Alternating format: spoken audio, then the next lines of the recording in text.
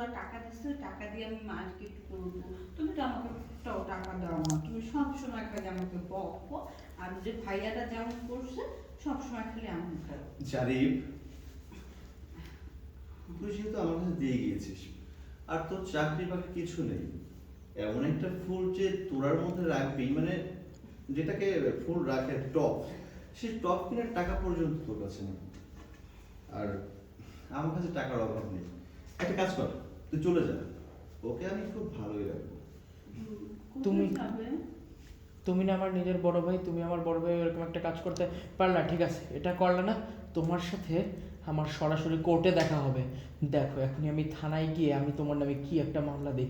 আর আমার ওয়াইফটা ভোলা ভালা, এই সরলতার সুযোগ নিয়ে তুমি তার সাথে এরকম একটা কাজ করছো না।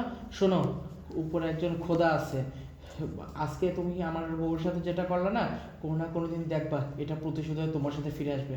আর তুমি তার সাথে থাকবা তো, থাকো তুমি তার সাথেই। তুমি তো আমাকে রেখে গেছো, আমি কি যাইতে চাইছিলাম নাকি ওনার কাছে? আচ্ছা, আমাকে রেখে গেছো না? তোমাকে এখন অনেক ভালো একটা ড্রেস পরাবো। হ্যাঁ, এই যে টাকাগুলো না, এই টাকাগুলো তোমার। হ্যাঁ, এখন তোমাকে রুমে নিয়ে যে এত সুন্দর একটা ড্রেস পরাবো, যে ড্রেস পরে তোমাকে অনেক সুন্দর লাগবে। আচ্ছা চলো।